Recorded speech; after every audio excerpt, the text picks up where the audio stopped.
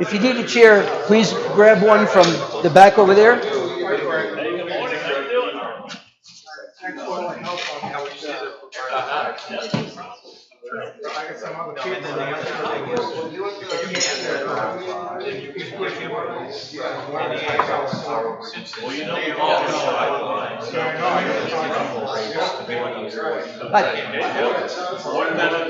We're all set to go. Oh, I never picked one up. Huh. Oh, I don't know.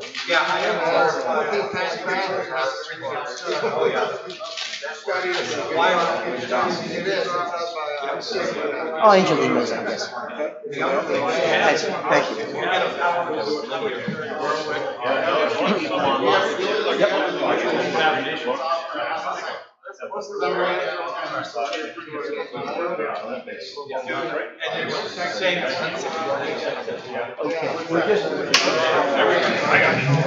We're waiting for Carol to bring the kid from the car. Your basic master.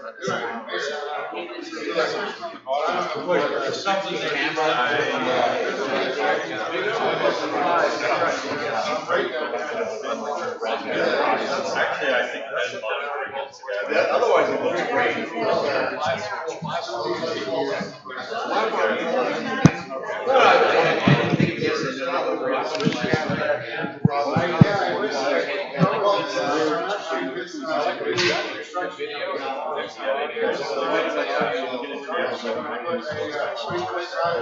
You see a headlight on the front, right?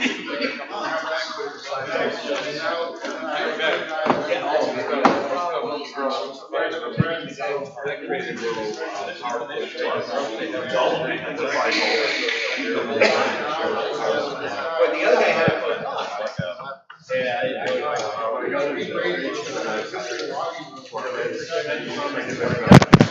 there it goes. Sorry. There's the mic. Second time I've given the thing.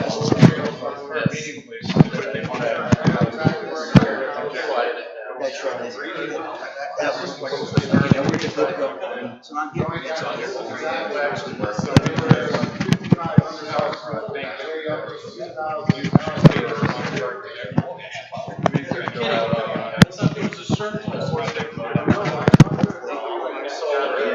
Okay. Okay.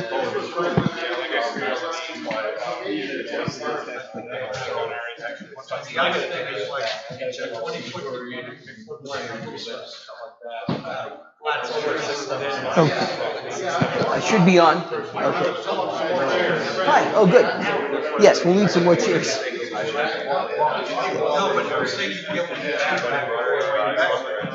Yeah, they're right over there against the wall. Thanks.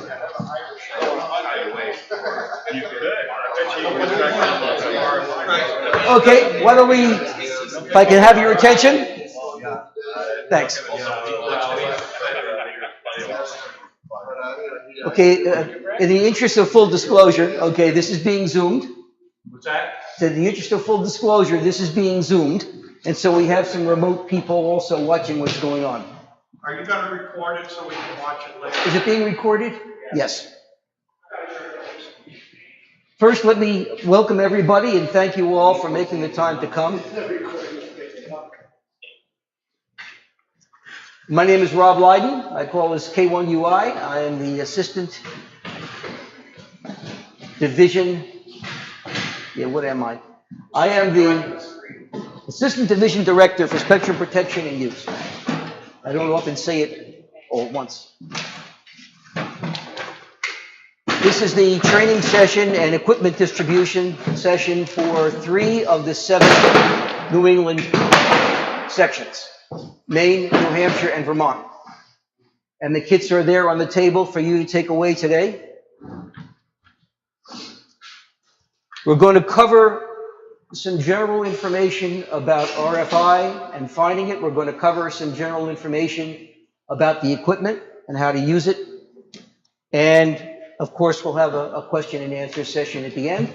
We also have a brief presentation by Jeff, W4DD, down in Georgia via Zoom about some software he is developing that will let the teams ride around and at 1 second interval capture both GPS and S-meter information to better track RFI sources.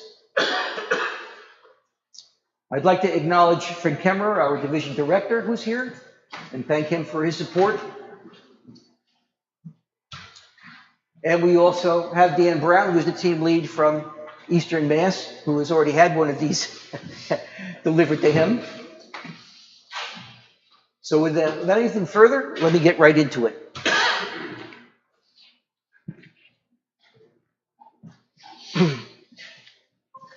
There we go.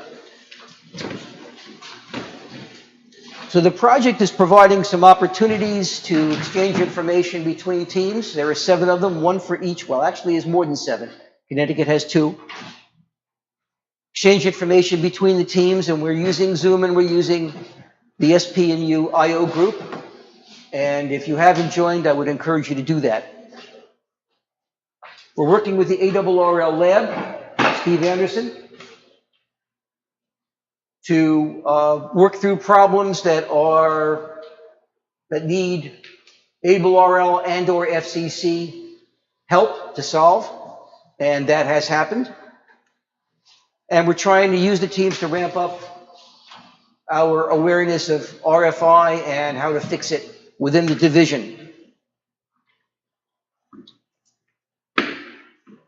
Hey, Ben. Our video is frozen on the Zoom feed. Maybe you could have someone take a look at that. Yeah, I'm trying to look at that right now. Should I keep on going? Yeah, go ahead and continue, but we don't see your slides. All we see is a frozen frame. Okay. Yeah, I can make the presentation available to anybody who wants it after the fact, so I wouldn't worry about it. What we've done is we have created a prototype, and I want to emphasize that's what it is. It is not a polished system. It is a basic, let's learn how to do this better system with the objective of building on the knowledge that we get, and maybe, if we're fortunate, evolving this into something bigger on a broader scale.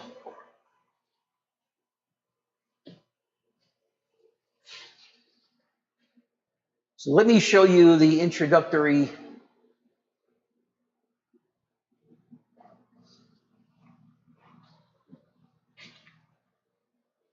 This is what a ham who has issues with RFI will see. It's a guide. It has some links, some hints, and a decision tree at the bottom, which takes them through a set of yes/no questions that helps them to make a decision as to how far they can go on their own, bless you, and when they need help.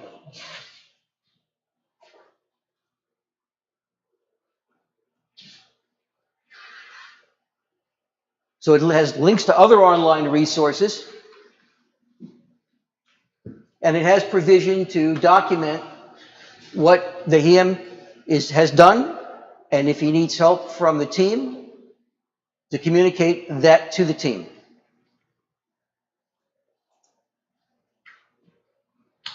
What's the team do?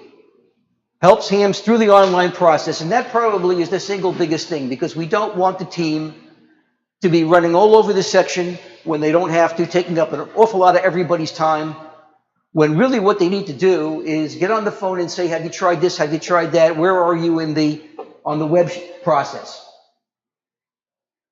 If I had to characterize what our single biggest problem has been so far, it is hams who have not done this and have asked for help from the team when they haven't gone and done what they could on their own to find and fix it.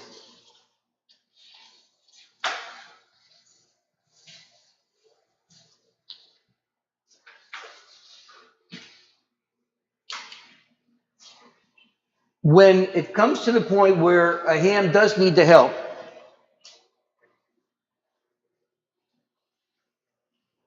there is a link to the page that the decision tree dumps them out at. that has the teams, who the team members are, and what their email addresses are. And this is primarily the way to contact the team and to let them know that they need help.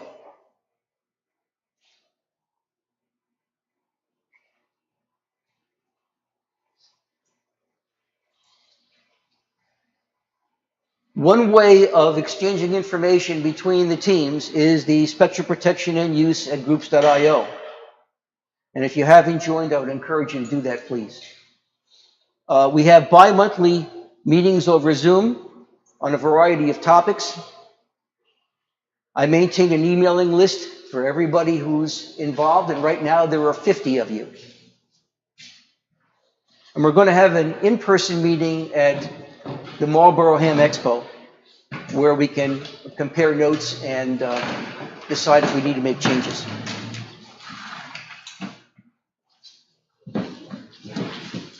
Okay, each of the sections has been assigned an RFI team toolkit, which consists of IC 705. In the backpack it goes in, along with all instructions. We have a 2-meter 440 elk antenna.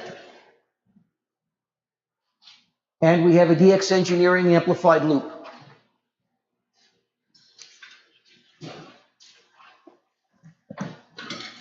Also, on a division basis, in case a team needs to bring out the big guns, we have a Radar Engineers RE-243 and a 245. Some rather expensive, actually, pieces of equipment, but more sensitive and basically commercial equipment that a power company, for example, might use to find power line RFI.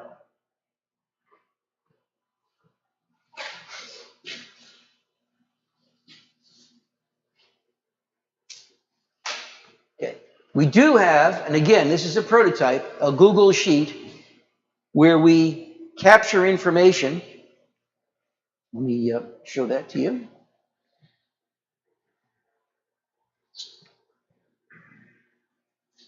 Okay. These are editable by the team leads. The ham inputs information that is called out in a Google form, gets put on the sheet as part of the process, and then the team can see what the ham has done. And then the email back and forth gives folks the opportunity to go ask questions and refine it.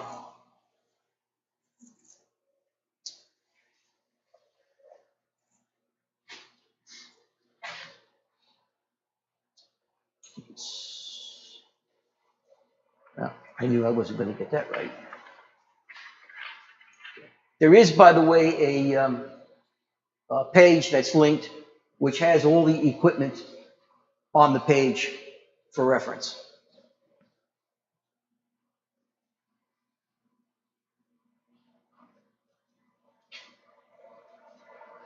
Okay, the big picture. Technology, the flip side, the bad side of technology is that it creates new RFI sources all the time. And the profit motive to make things cheap works against us.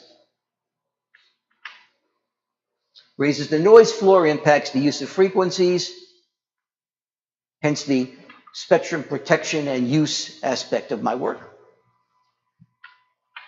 And it is considered by the ARRL a prototype for the country, in that the EMC, Electromagnetic Compatibility Committee at the ARRL, is looking at what we're doing and hopes to go and use the information to create a nationwide program.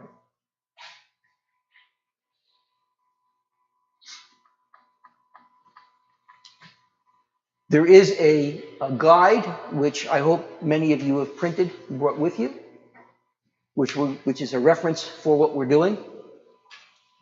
And we're going to continue to use that as a reference as we go forward in the presentation.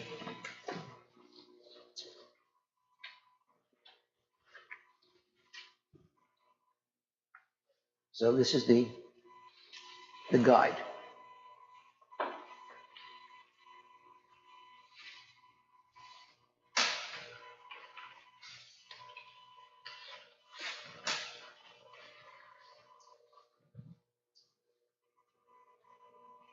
And I'm just going to go fairly quickly through this because you can read it. I don't want to dwell on it unnecessarily. Make sure you have enough time for questions and so on. I guess I want to start with a little bit of a story that I got told yesterday by Ralph, N1YHS. And Ralph is a friend from Barnstable in Cape Cod, and Ralph was a deputy sheriff for Barnstable.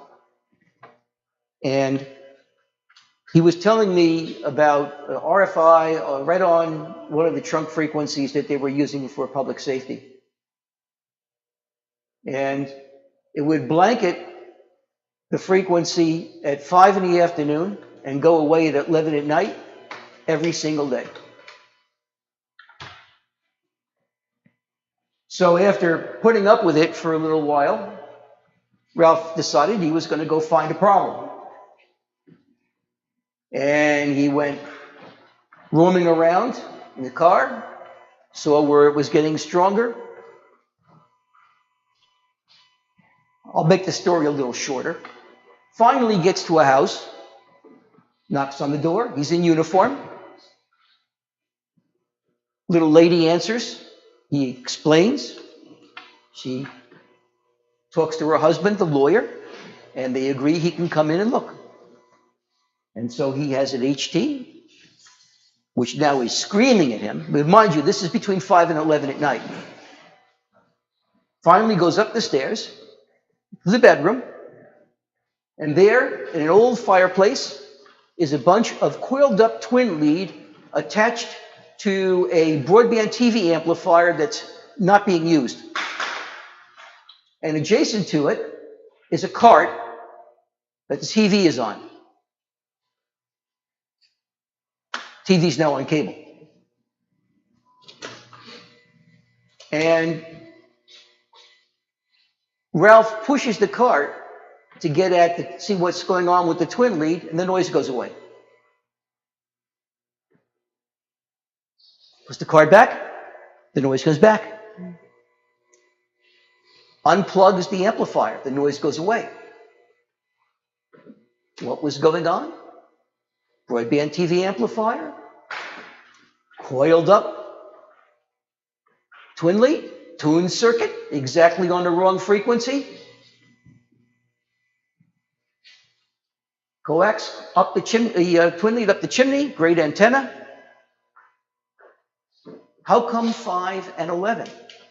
So he asked the little lady, is there something that goes on? Well, she said, the only thing that happens is that 5 o'clock, I want to watch television, and so I push the cart a little bit here, and then at 11 o'clock, I push it back.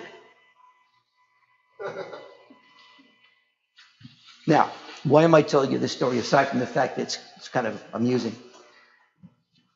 Because if you don't think there's a link between, for example, RFI and ARES and helping public service, here's a great example of if you get smart enough, not only are you an amateur radio asset, but you're an ARES asset.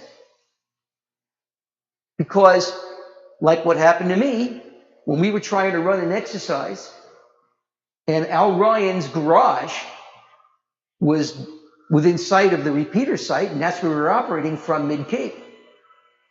But RFI made the simplex frequency unusable until we went and used this guy and found the Milwaukee tool charger that was blanketing the frequency.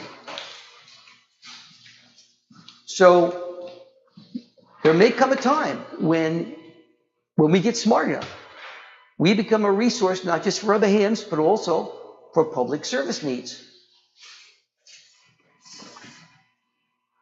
End of story.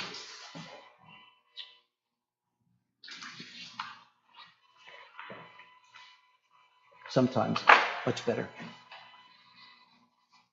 So again, the RFI troubleshooting guide, the web page, is the place to start and the place that we hope the ham will solve their own problem a lot of the time.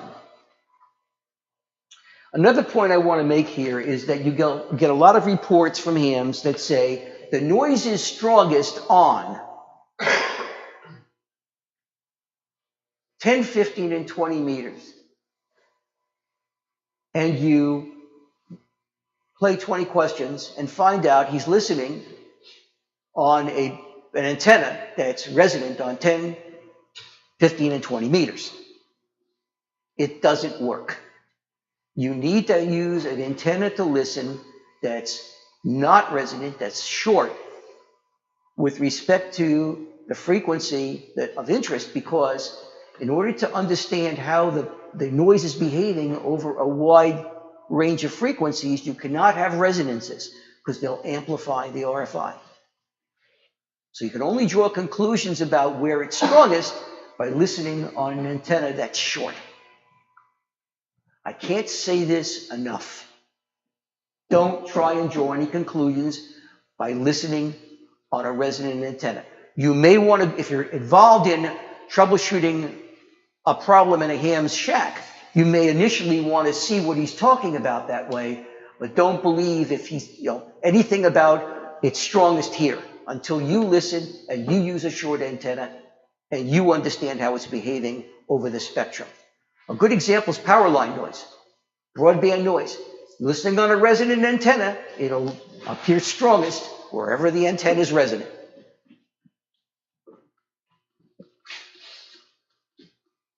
Okay.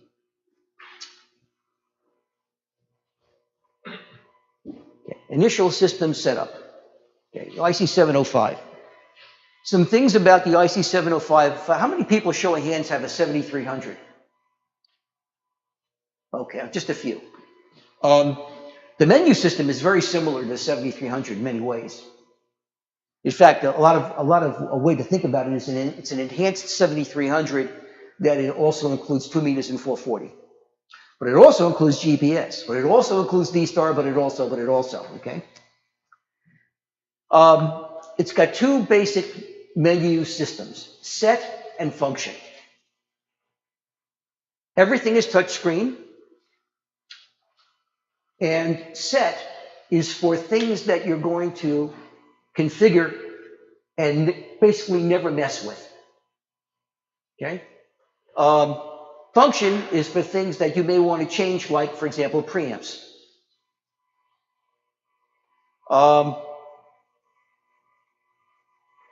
We have configured certain keys in the setup that allow you to do things specifically for RFI. For example, going from VFO to memory, there's a key that you can press on the lower left, which I think says Vox, which allows you to go between VFO and memory. Also, we've configured it so that if you press the power button quickly, momentarily, it will capture what's on the screen to the chip. And we provided you a 32 gigabyte SD card, actually a micro SD card, okay? Which then could go into a full SD card for putting in a computer. And that will allow you to get the GPS coordinates and the spectrum at the same time with the touch of a button. We've also done some programming to provide AM scanning from 160 all the way up to 440 as a scan group. And we're going to talk more about how to create scan groups towards the end of the presentation using the free CS705 software.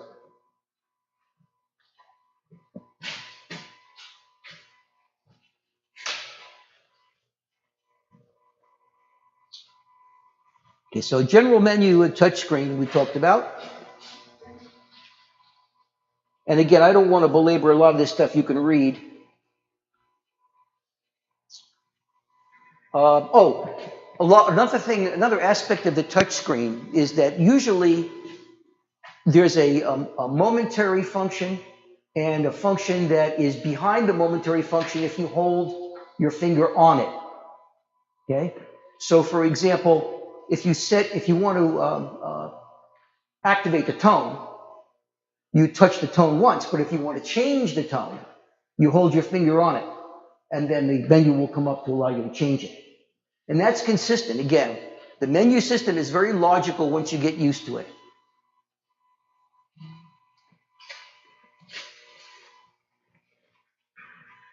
Okay.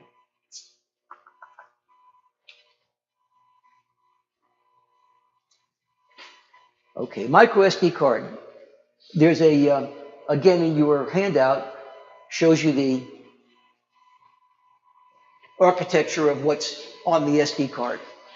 And the architecture is broader than what you all need.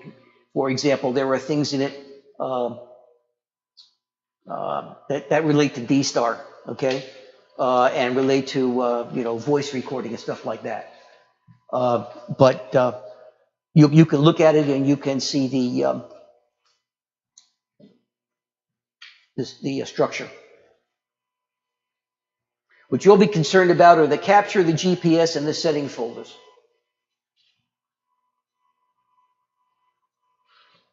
Oh, yes.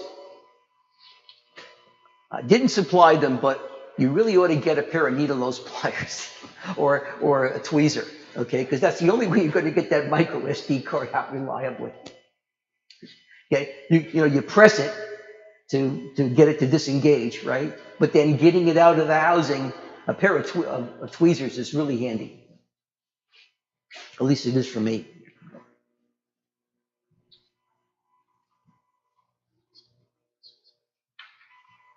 Okay.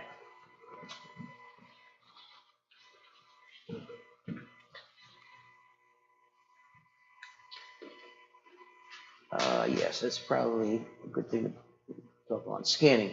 Okay, so if you're looking for RFI and you want to understand, you've got a short antenna, and you want to understand what it looks like over the spectrum, one very valuable thing to do is to set the scan group on, have it scan 160 AM, 80 AM, 40 AM, 30, so on, and it will pause at about a second or two with each one. And in each one, when it pauses, if you momentarily hit the power button, you'll capture the GPS and the spectra. So with one scan and repeated pressing of the power button, you can capture the spectra at those frequencies and then go back and look and see what you've got.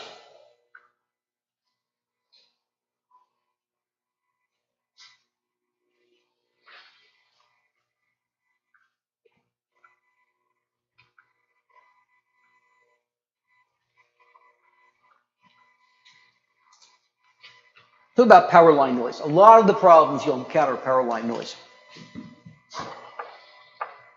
And the reason for that's twofold. The first is there's a lot of power lines. And the second is that if a ham can't solve the problem, it's not in his own QTH. He opens the breaker and the problem is still there. Then those are the kinds of things that are harder for him to find for a variety of reasons. Power line noise oftentimes is not a point source. It's transmitted along the line for a distance. So finding it can be somewhat tricky. It usually involves getting in the vicinity of the problem and then using a VHF, UHF Yagi to kind of home in on the particular pole. Why? If you think about power line noise and what's going on, first of all, let me say it's got a characteristic buzzing sound and about an 8 millisecond period. Why 8 milliseconds? Think 60 hertz, okay? And then at peaks, negative and positive, if you have any kind of a gap, that's when you're going to get the noise source. And that adds up to an 8 millisecond period.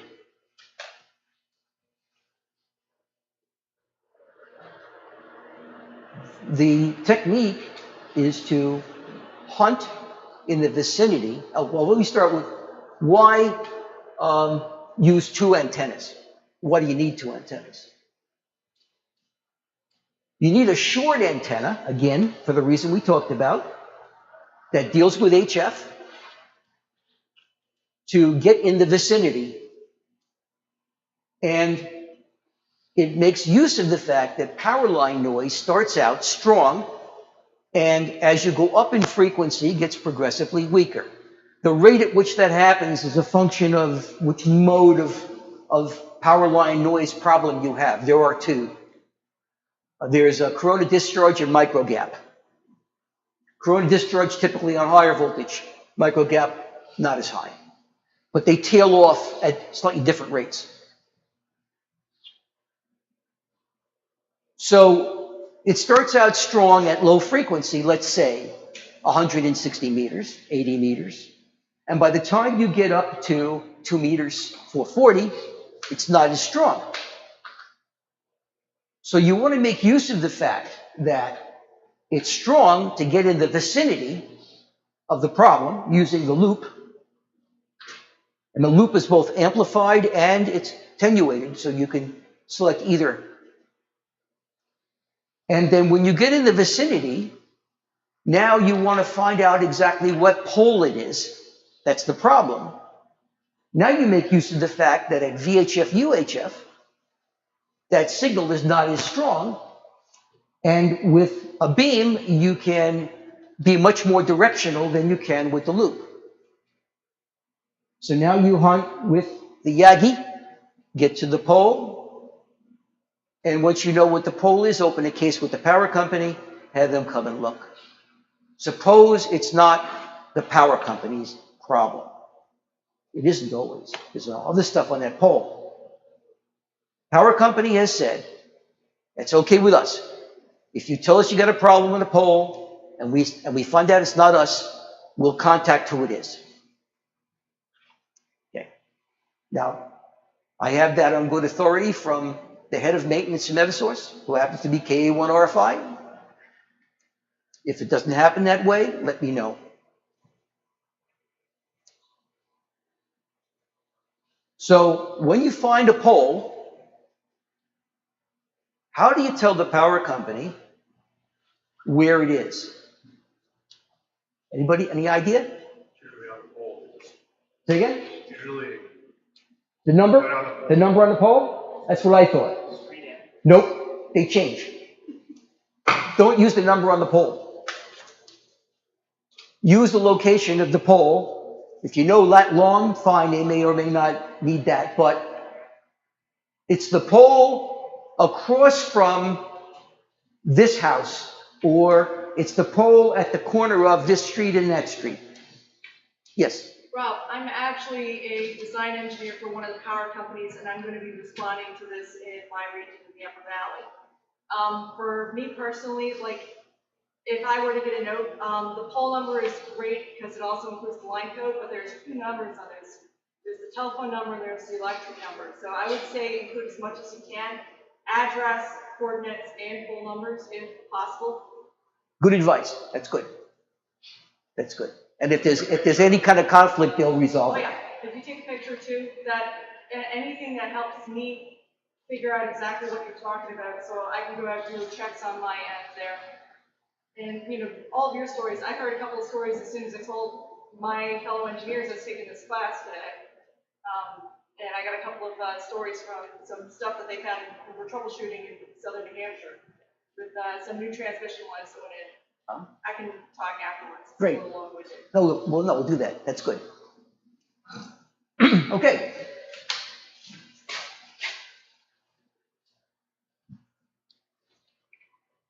Okay. Yeah, we talked about logging, GPS logging. Just to close the loop on that, you hit that power button momentarily, it captures the GPS info on the screen.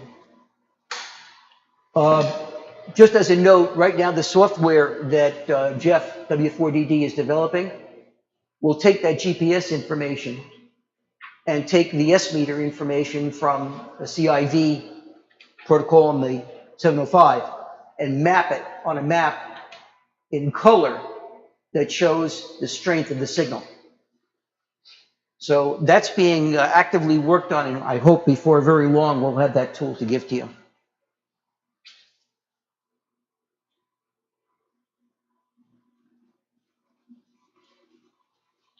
Okay, audio recording. Down here. All right, this. So sometimes the sound will give you a clue. The distinctive buzz of power line noise is the first one I would think of. But a lot of times you'll hear something that gives you a clue that isn't power line noise. One of the cases that I guess it's Maine that we have right now is something that sounds like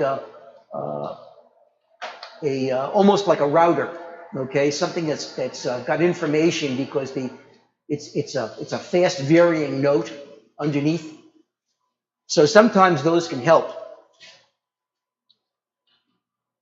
The spectrum scope is like many you've encountered in modern equipment. You can change the span, change the speed, do all those things. And you can read about the details of how to do that. Scrolling may be the most useful of the three types of modes, which is center, fixed, and scroll. Scroll lets you, wherever your frequency is, it basically moves the display with you.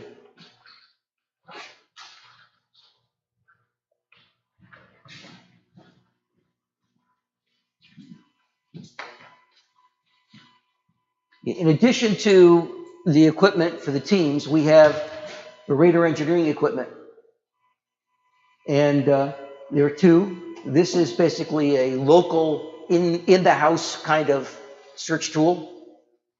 And the 243 with the Yagi does sort of what the 705 and Yagi do, except it does it in a much more sensitive and much broader spectrum equipment. It's essentially professional equipment like the power company would use to go find a problem. It's available for loan should the team need it.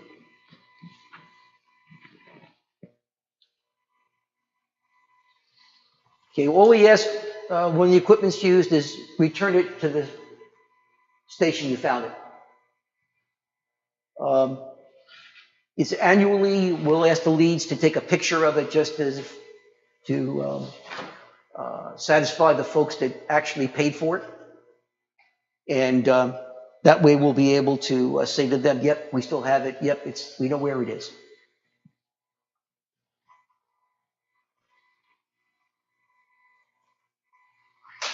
Okay.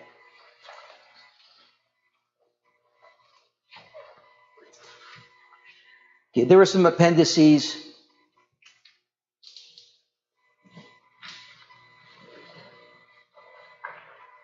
A few hints. Oh yes, taking the battery in and out. Okay. Sometimes the clips at the top of the battery don't want to move easily. Most of the time they're fine, but sometimes they need to be persuaded. So just make sure that the battery is in fact actually engaged in the contacts. Thank you, that's great. So you see the battery contacts are here.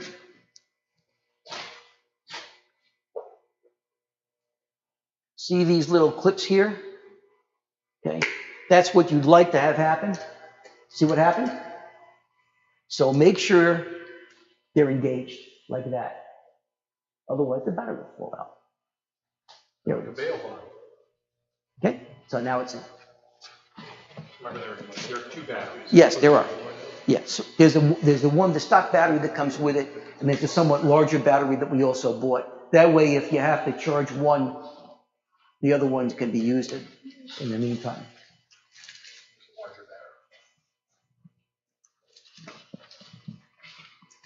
I think it wouldn't be right to not acknowledge the fact that ARDC funded the equipment. And we consider they've been very generous, and we hope that they'll continue to be generous as we go forward and prove the worth of this. And so we're looking to you to help us do that. Oh, yes. The power cable to charge the battery.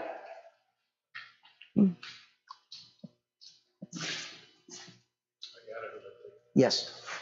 So this is the business end that goes into the 705. Now you may look at these two and go, okay, you see this red one? I think you put that there, didn't you? Yeah. That's not there, okay? Dan did that. And I would encourage you to do the same thing. Because if you look, the only way you can tell positive from negative is this white strip and this tiny little plus. And of course, you know, not recommended to try and reverse those. Okay? So little tiny, you know, things we learned in setting up the 705. That's a great idea, Dan. Thank you. Little shrink wrap red tape or whatever. Okay.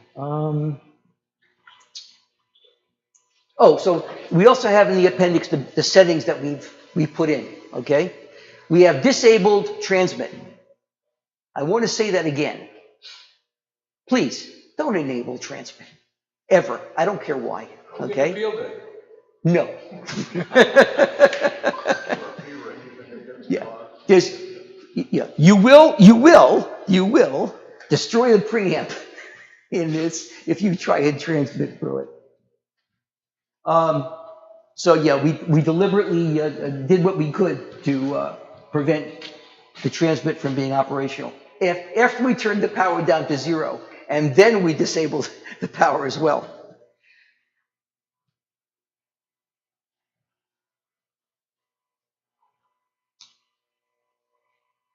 Yes, the Vox break-in goes between VFO and memory. The other thing, by the way, and you'll see, is that if you touch the little VFO memory icon on the right of the display, it'll also go between the two. And a lot of times you'll see things like that there are multiple things will bring you to the same point. Let's see. Well.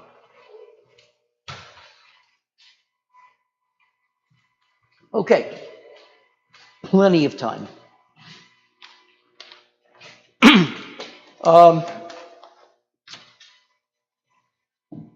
One of the things I want to talk about is the CS705 software. In order to use the CS705 software, which is free and downloadable, you need to you download the drivers from ICOM, which are free. You need to download the software, which is free. And you need to have a cable, which is a standard USB to micro USB cable, because the 705 uses the micro end. Now, so I did that. Didn't work. Why? Because the firmware is not the latest rev.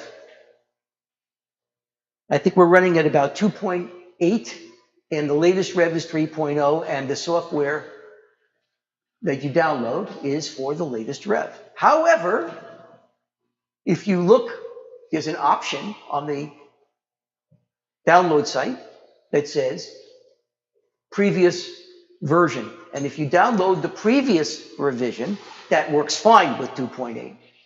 Okay. Do I want you to upgrade the firmware? That's fine. If you want to upgrade the firmware, I have no problem with you upgrading the firmware. Just be aware that the version of the software corresponds to the version that you're running.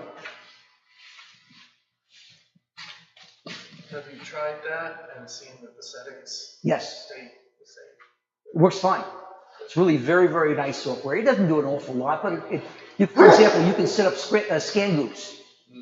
So, you know, and memory frequencies. So you can set up, you know, in fact, if you were configuring a bunch of D-star repeaters with it, it would be terrific, okay? And a great way to go. But of course, we're not doing that. Okay. What I want to do is at this point I think I want to take a break, let people go to the bathroom, grab a cup of coffee, come back in about 5 or 10 minutes, and then we'll have a Q&A. How's that sound? Yeah. Okay, we're adjourned. Thank you. Yep.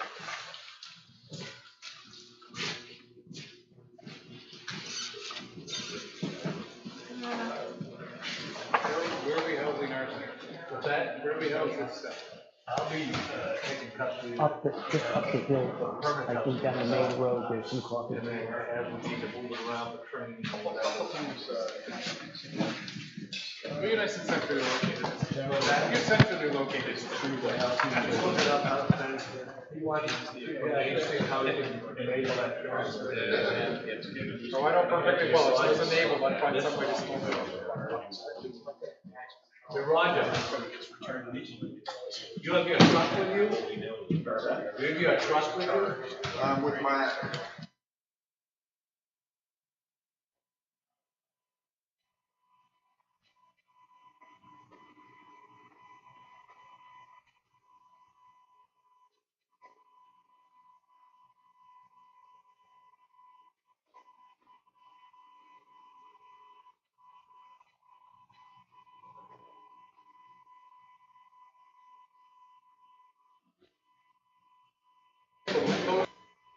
Yeah, that's true.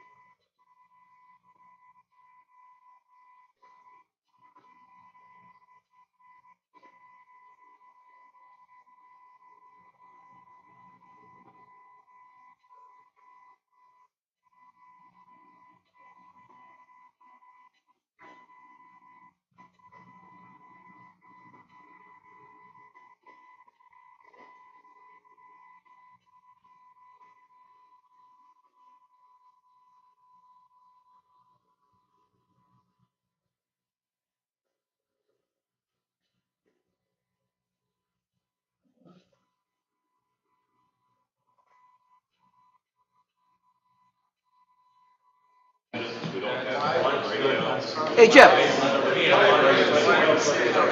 Yes. can you do your presentation like in about 15 minutes? Sure, whenever you'd like. I'll give you a little more time also. Okay, terrific.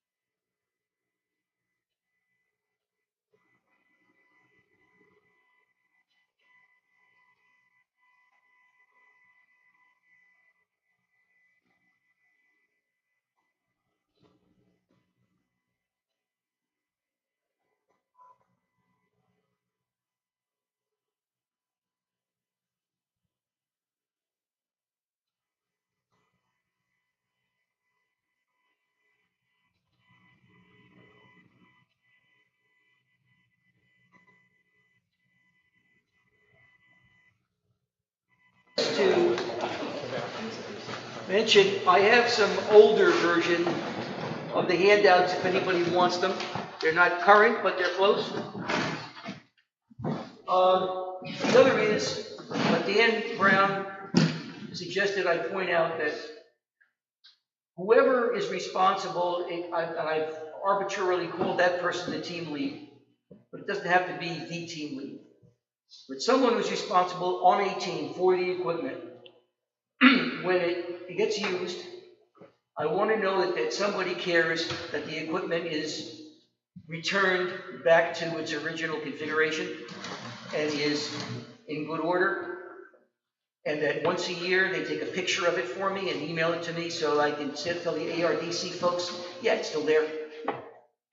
And so that's all I ask. And you tell me who that needs to be. I'm not going to prejudge it. I'm not going to tell the team how to work.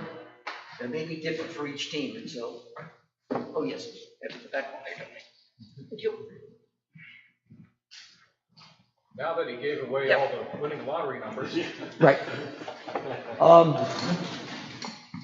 We are going to have a presentation by Jeff W4DD, who has been developing software that allows RFI to be mapped.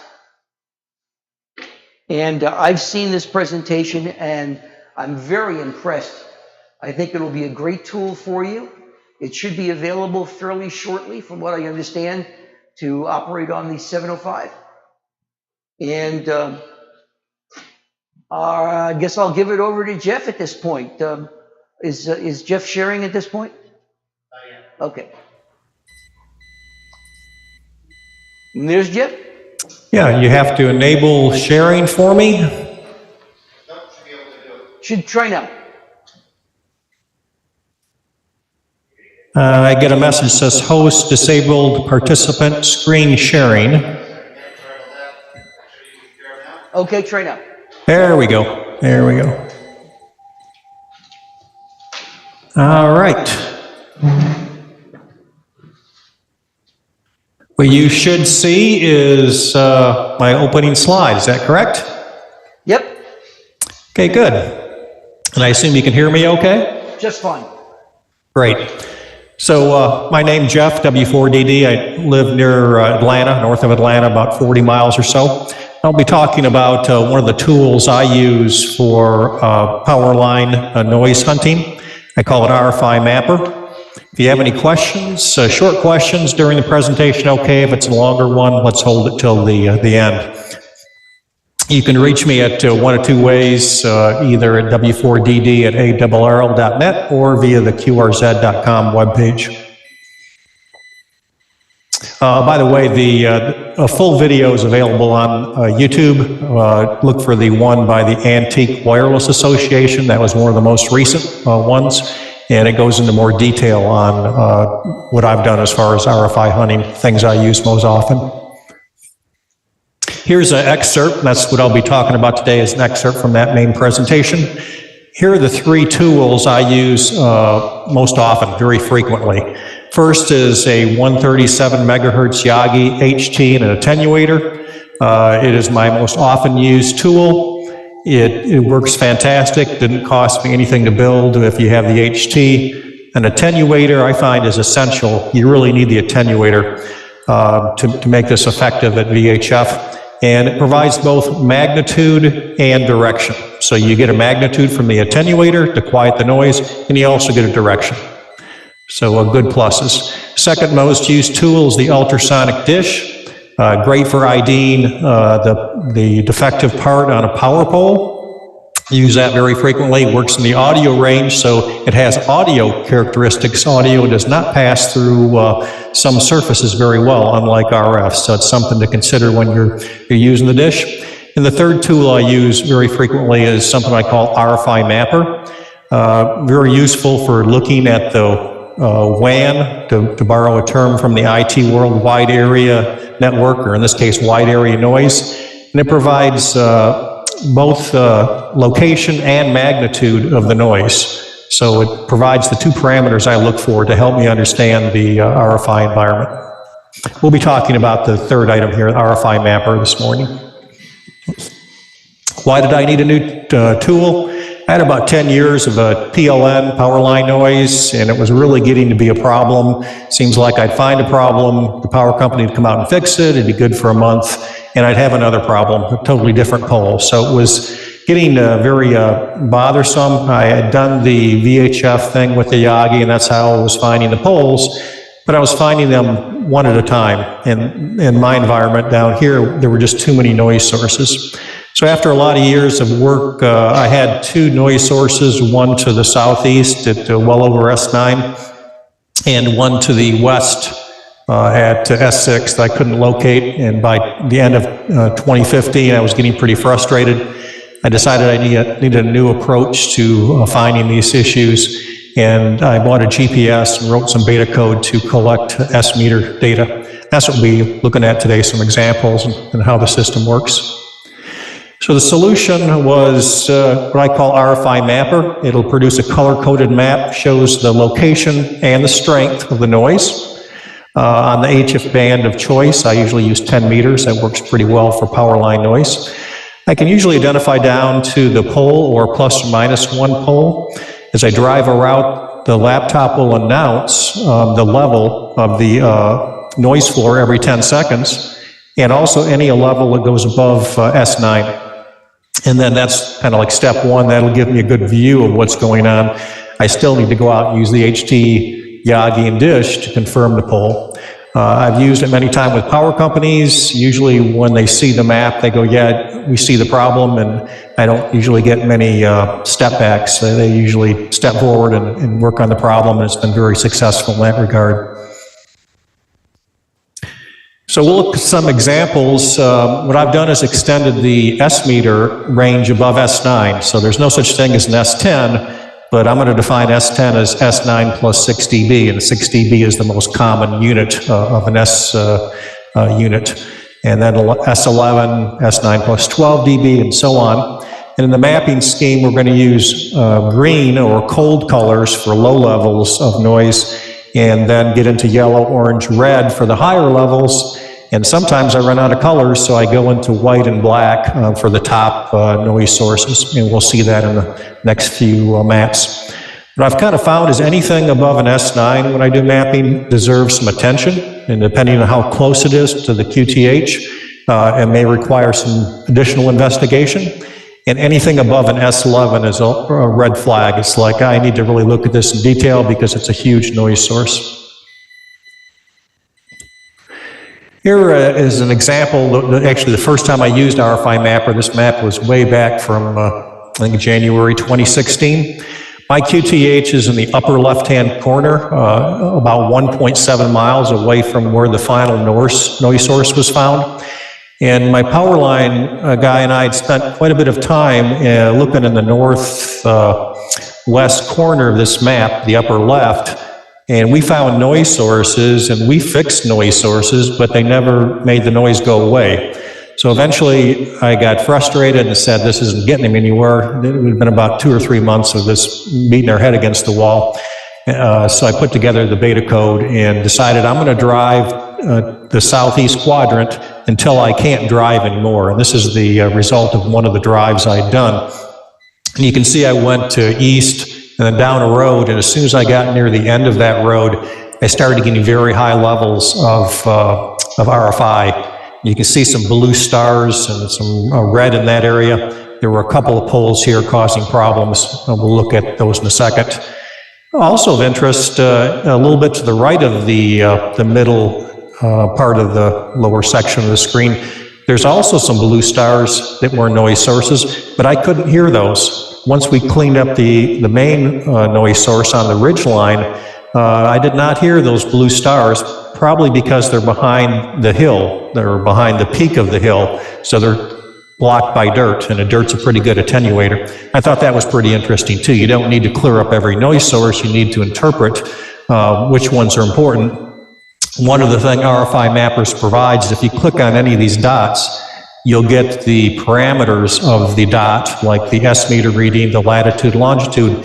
You'll also get the elevation of that point or that dot on the map, so you can see what the elevation is and determine, hey, is this on a hill I need to worry about, or is this down in a valley where I don't need to be so concerned about it? So what was the ultimate cause of number one?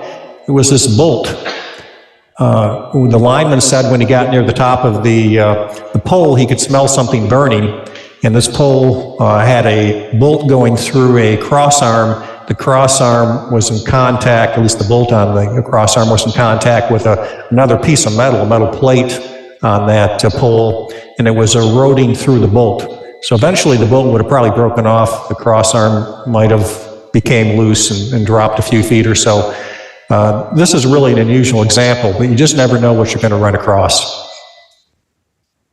Let me also add the power company was just great to work with. We have some EMCs down here that are just fantastic to work with, and if you can help them get to the right place, they will be more than happy to assist you in the problem.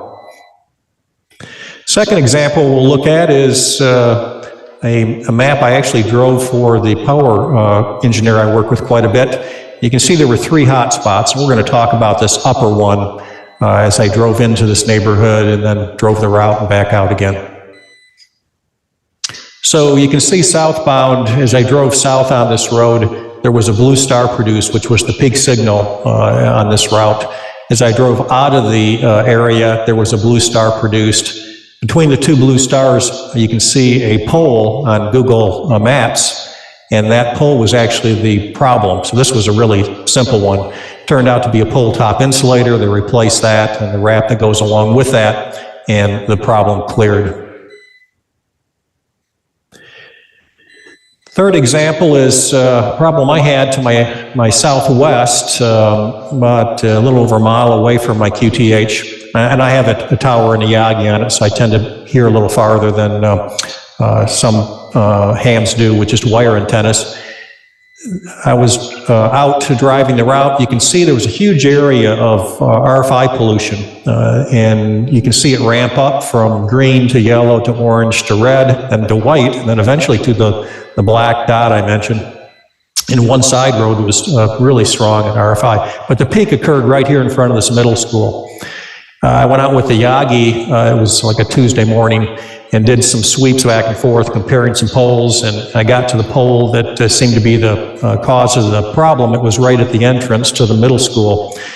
Kind of interesting side note, about that time, a police officer came out of the school and said, I received some comments from parents, there's somebody weird out doing some stuff at the entrance to the school.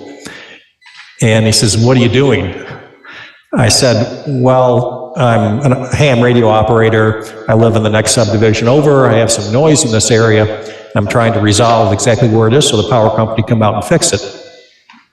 He paused maybe for 5 seconds or so, kind of gave me a blank stare and said, is this why my handy-talkie doesn't work when I'm directing traffic in front of the school? And I said, yes, sir, that is exactly the case. I said, this pole has got a mad lightning arrestor on it. It is extremely strong. If the power company fixes it, your handy-talkie should start to work when you're out in front of the school. So many times I've run across police officers, and it's really quite interesting how much they know about these problems, and they're very cooperative in many cases. So that's just one example, but we've had other discussions with them. One time, one of the officers asked me what I was doing. I explained what it was. He goes, oh, that's how we track people with ankle bracelets. I said, that's correct. The same kind of thing. You have a directional antenna, you have an emitter of some kind, and you're tracking it. So how does RFI Mapper operate? Well, it's pretty similar to what cell phone companies have done for maybe 30 years or so. I worked for a large cell phone company for many years. The process that RFI Mapper uses is every 1 second the GPS sends the lat long to the laptop. That'll trigger the software to read the S meter from the radio. The program will write the lat long, the S meter, and also the elevation data to the hard drive every second. I do 60 samples a minute, which is 1 every second. If I run a route for 30 minutes, I get about 1,800 data points. And in 30 minutes, if I'm running 20 miles an hour, which is kind of typical average speed, I can do about 10 road miles of data. So you can really look at a huge territory. That's why I call it a WAN tool, wide area noise tool. If the problem is across the street from the ham's house, there's not much sense in using RFI Mapper because you know where it is. But if it's not near the ham's location, it's sometimes very handy to know what the RF environment looks like. The mapping is done with something called Google My Maps. That is not the same as Google Maps. Really easy to learn once you've been through it. It takes maybe about 10 minutes to map a file. You can map up to 10 layers online, and you can turn the layers on and off so you can see what it looked like a month ago and what it looks like today. Really kind of nice little programming, very simple. I'd say the hardest part of setting up RFI Mapper is you need a HF installation. So you need a mobile installation with an HF radio and an HF antenna, and it needs to be reasonably quiet. A friend of mine, Jim, had one NK set up his mobile. It turns out his mobile had an S9 noise level. That's not going to work. He tried his wife's vehicle that had an S1 or better noise floor. That worked fine, and he's been doing some early mapping with his wife's vehicle. So what does RFI Mapper look like? It really is extremely simple. Three things: a laptop computer, an HF transceiver, and I use an old Kenwood TS690. Others have used a K3. We have a ICOM 7300 working now, and we're working on integrating the 705. The third item is a GPS. You can buy them on Amazon. They used to be $30, but I just bought one recently, the N version, 353N, and it was $45. So the price has gone up a little bit, but that is actually in the 705. So hopefully we'll get a test going with using the GPS inside the 705, and you wouldn't need to buy a separate GPS, but the separate GPS works really well. My transceiver is so old, I needed a couple extra parts. It has TTL output, which is 5 volts. I needed to convert that to RS-232, then convert the RS-232 up to USB. But you typically don't need that for any modern transceiver. So does RFI Mapper work? Yeah, it works pretty well. I've probably identified thousands of PLN sources and other noise sources. We've fixed maybe 200 or 300 of the most significant ones. You don't really care about small ones far away. Once the trouble's cleared, you can remap it, and a new map run should show green, kind of illustrating the power company. Things are looking good. So after about 10 years of not making much progress on my power line noise, I have it pretty well under control now. It's down to S2 or better, usually S1 in sideband mode on 10 meters, so that's of a lot of interest to me. The things I work on now are mostly intermittent, so I maybe have to go out a couple times a year or so, and I'll do map a run for the northeast quadrant or the southeast quadrant, whatever's causing the problems. We tend to get a lot of lightning strikes here in the southeast in the summertime, and it seems like almost every summer I get a couple of bad lightning arresters or some other odd thing that happens. So a little overview on building RFI Mapper, really pretty simple. What it takes, 6 items, laptop computer. I have a very old one running Windows 10. You need an HF radio. I had a Kenwood TS690, which works really well for power line noise. It reacts quite strongly to power line noise, which I like. Mobile antenna, I have a ham stick for 10 meters, and others have used different antennas, but I like the ham stick. It's a full-size whip, so it kind of mimics what a ham would have at a home location running a 10-meter vertical. I had to buy a GPS module, but they're not too expensive. You have to download Visual Studio 2022. That's free, and then the RFI Mapper software, which is about 1,000 lines of Visual Basic code. So what does it look like when you're out running the laptop and the mobile? And I'd stress that you want the laptop in the back seat or something. You don't want to be looking at the laptop when you're driving for safety reasons. So once it's, you set it up and run it, you shouldn't have to do very much to it. When it boots up, it'll provide a little introduction about the commands you can use. You can pause it. You can quit the program. In other words, if you wanted to end it. You can also toggle talker on and off. So if it's annoying you that it's announcing the S meter levels, you can toggle that off by hitting the T key. A little introduction about what COM ports are available. And also what COM ports are assigned within the program for the radio and the GPS. Right in this picture here, RFI Mapper is running in, I call it simulator mode. There's no GPS connected, there's no radio connected. It's just faking the data so I can run it in a test mode here at in the main shack while I'm doing some development. Gives you an opportunity to enter the file name you want to use, and it produces two files, one via the name, you name it. And there's also a backup file called backup.csv, so if you should have a crash, there's two copies of the data. And then eventually starts up the collection routine, and you can see it shows the latitude, longitude, the elevation, and also number of satellites that can be viewed by the GPS and the S-meter reading. And it gives you a little visual indication with stars or plus or minus as the magnitude, so you can look down that pretty quickly and see, hey, there's 3 stars, or that's a pretty big noise floor. So what do you do with the data? It'll produce, RFI Mapper produces a flat file. It's usually around 50 kilobytes or something along that size. You import it into Google My Maps, and then you style by S-meter. So you have to click a couple of boxes to tell it what to do with the data. You then want to change the icons to circles. They come up as like push pins, which are not very handy. You change them to circles, you color the circles any way you want. And then you can identify which issues matter, which ones you want to investigate.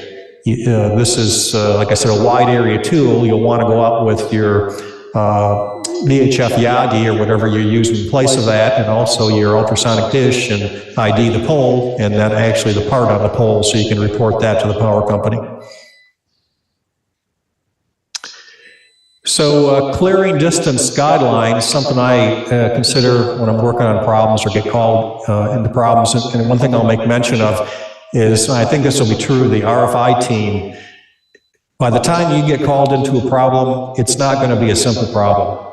It's not going to usually be a case where you go out there and the problem is the power pole across the street from the hand.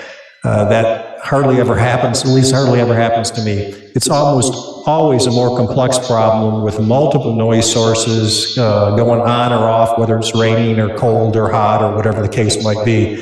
And that's why I need the big picture in many cases with RFI mappers to what's going on. I need to understand the noise environment, because it's usually not just a simple one pole problem. It's usually multiple ones, maybe as many as 10.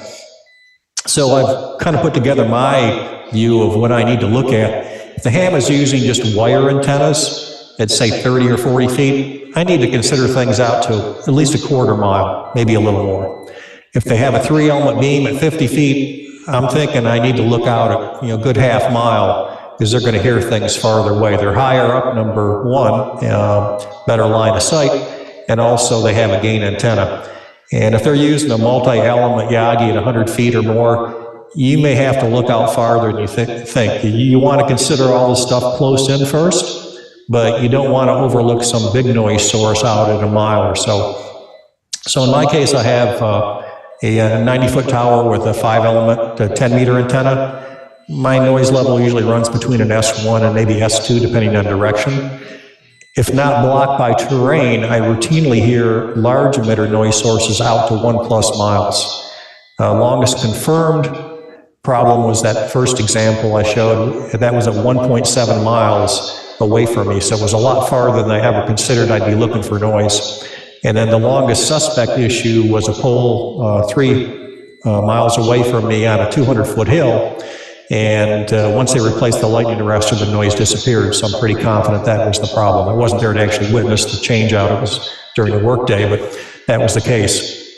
So it's not all the time. Most of the time it's going to be close, but you have to consider the receiving antenna versus the strength of the noise source and the distance.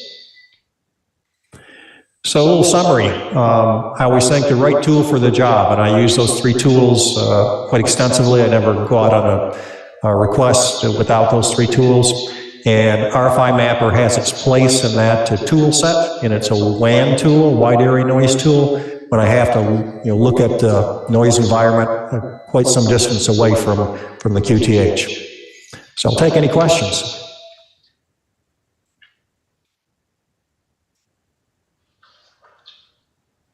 Question, can you hear me? Yes. K1UI on VAN. You mentioned Visual Basic. Is that Visual Studio or .NET? I think it's Visual Studio. I have a procedure I put together to how to load it, but it's the desktop version. So there's a whole bunch of options in the Microsoft setup process, and getting the right option is really important. But I have that documented in a little summary of how to install Visual Studio. Thank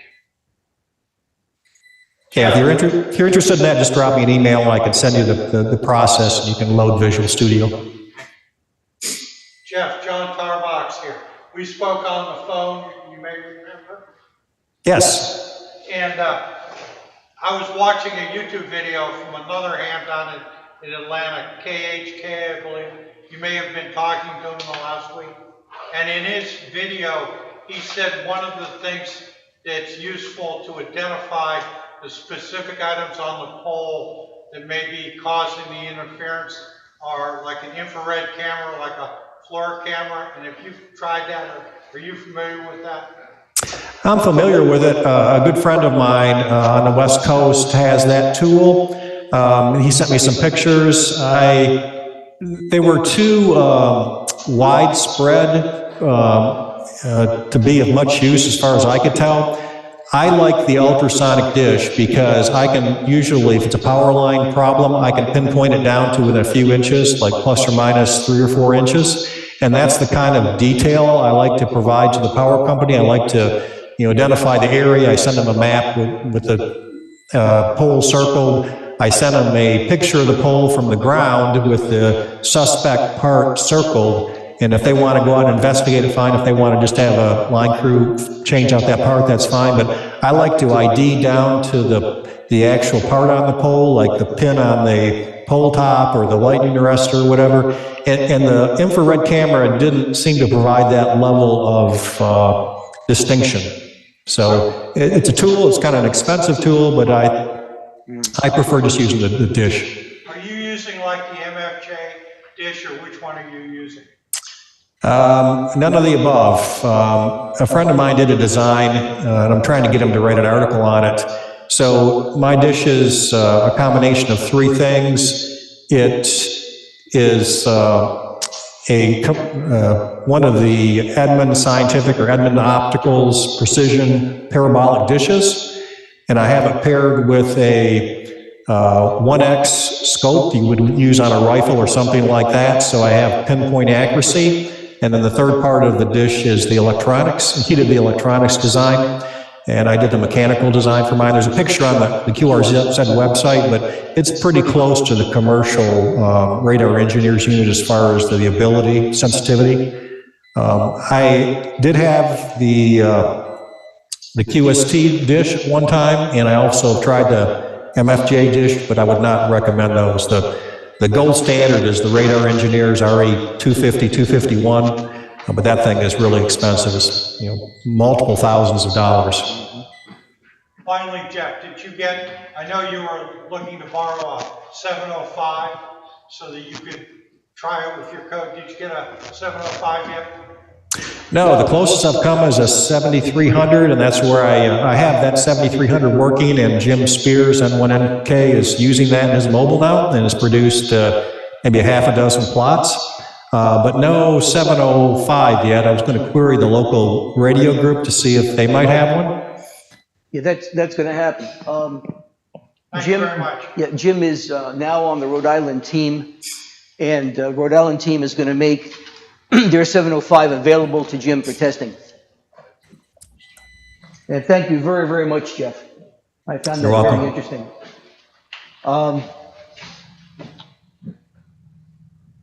There are some other groups that are working on this problem. There's a Melbourne, Florida group that's very active. And in fact, they have just asked ARDC for basically the same equipment that we're using.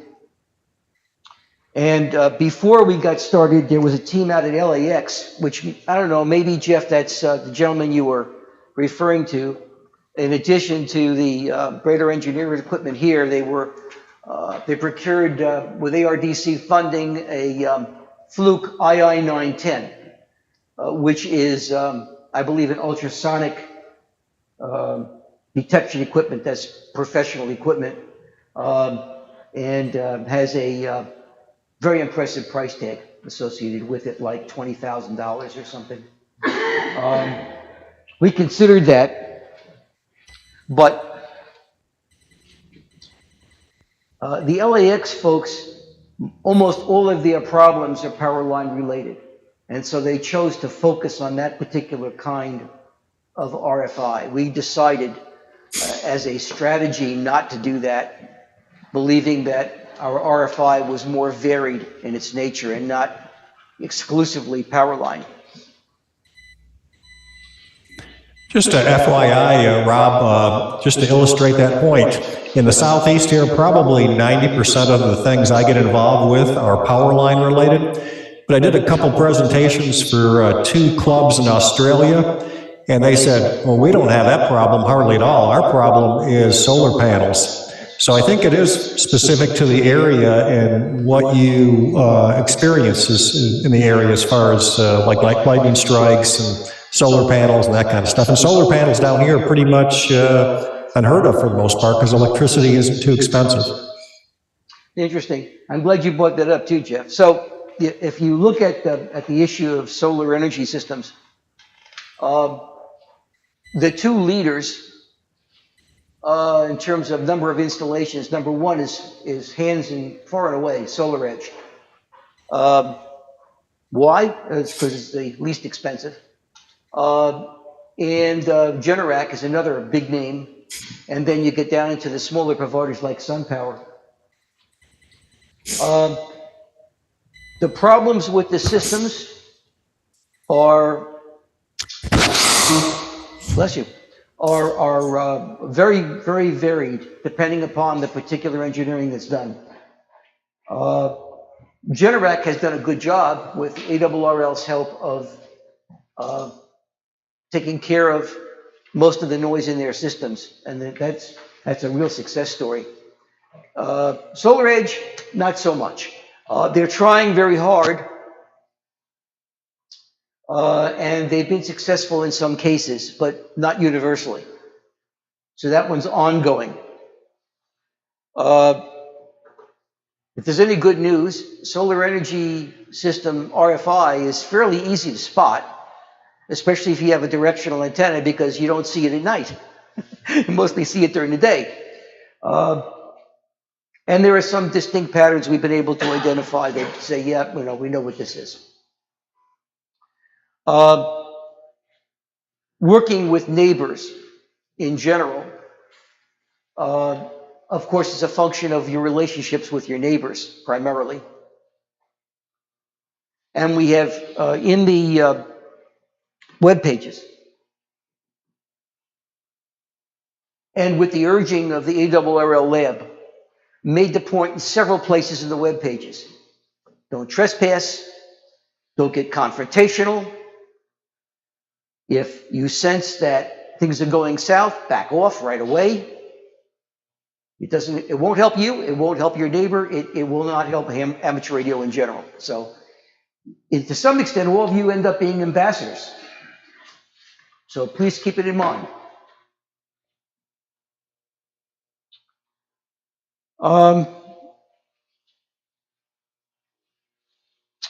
The single biggest issue so far we've identified with the prototype systems is there's a tendency on the part of hams to want to get the teams involved and make their problem your problem as fast as possible. That's human nature. We are struggling with a way to try and deal with that.